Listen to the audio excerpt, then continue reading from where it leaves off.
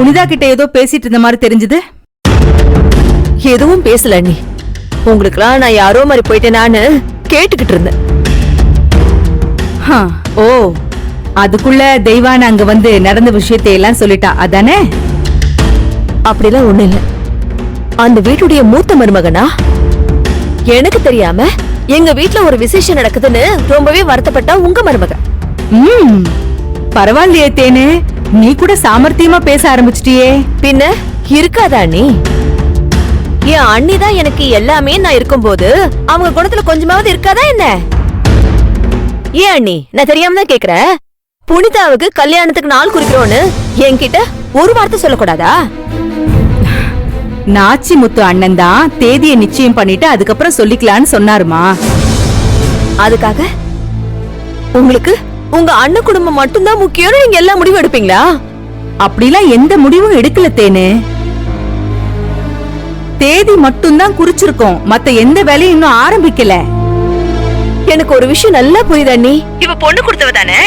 இவள நம்ம எப்படி அசிங்கப்படுத்தினாலும் திரும்பவும் நம்ம கிட்ட தானே வந்தாகணும், அப்படிதானே நினைக்கிறீங்க?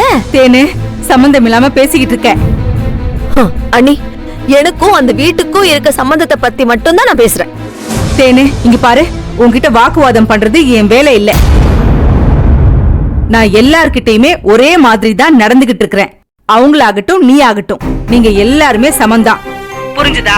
யார் பேச்சையும் கேட்டு குடும்பத்தை ஒதுக்கி வைக்கிற ஆள் நான் கிடையாது. புரிஞ்சுக்கோ. அப்போ நான் ஒதுக்கி வைக்கிறேன்னு சொல்றீங்களா அண்ணி?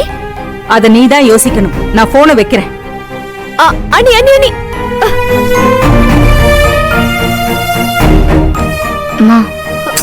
விடு. ஏமா அத்தை கிட்ட இவ்வளவு கோவமா பேசுனீங்க?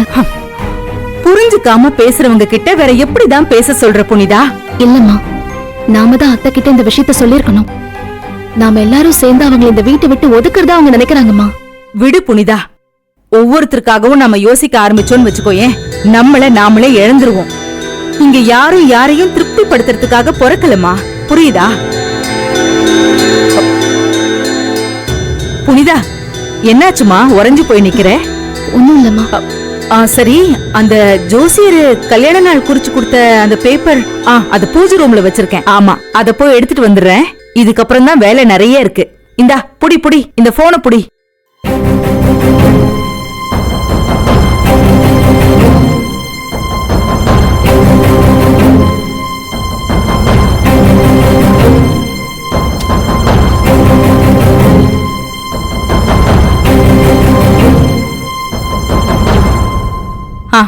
இந்தா புனிதா, இத உன் போன்ல ஒரு போட்டோ எடுத்து வச்சுக்கோ, கொஞ்சம் சேஃப்டியா இருக்கும்ல.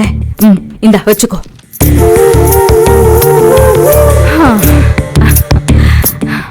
உன் கல்யாணத்தை பத்தி இப்பதான் பேச ஆரம்பிச்ச மாதிரி இருக்கு. பாத்தியா, தேதி குறிச்சாச்சு. இனிமே அம்மாக்கு நிக்க கூட நேரம் இருக்காது, நிறைய வேலை இருக்கு.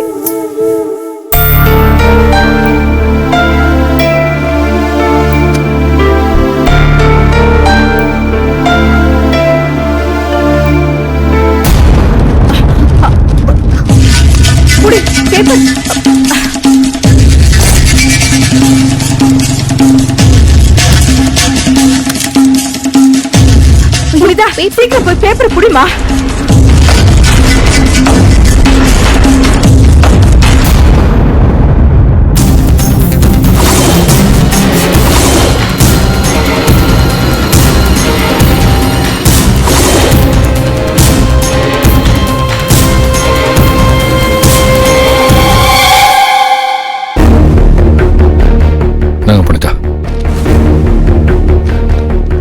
கபிலன், நீங்க சிலர்கிட்ட நேரா பார்த்து நம்ம வீட்ல நடக்கிற நல்ல விஷயத்த சொல்லலான்னு நினைச்சேன்.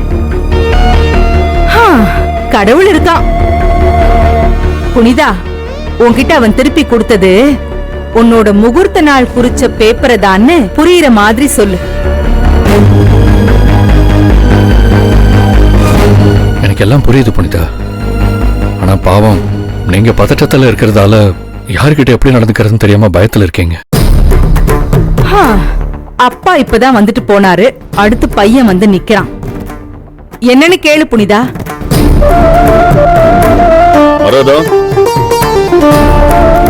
வீட்டுக்கு யார் வந்தாலும் உள்ள கூட்டிட்டு போய் வச்சு பேசுங்கிற மரியாதை கூடவா மறந்து போச்சு உனக்கு? சார் நான் உங்க வீட்டுக்குள்ள எல்லாம் வரல, எனக்கு அதுல விருப்பமும் இல்ல. விருப்பம் இல்லாம தான் கிளம்பி வந்தியாப்பா? தம்பி, நான் சொல்றேன்ல, எனக்காக உள்ள வாங்க. வாங்க தம்பி.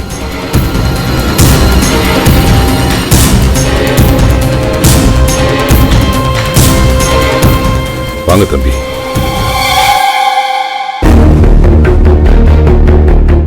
வாங்க.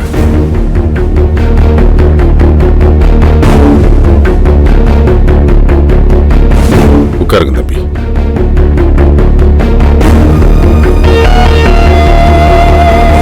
மாமா, இவன் எதுக்கு மாமா இங்க வந்திருக்கான்? வேற என்னடா, ஆமா அப்ப ஒரு நாடகத்தை ஆரம்பிச்சுட்டு பாதியிலே விட்டு போனான்ல, அதை முடிக்கிறதுக்காக வந்திருப்பான். மணிமேகலை, உள்ள ஸ்வீட் இருக்குல்ல, அதை எடுத்துட்டு வந்து இங்க இருக்கிற எல்லாருக்கும் கொடுமா. போமா.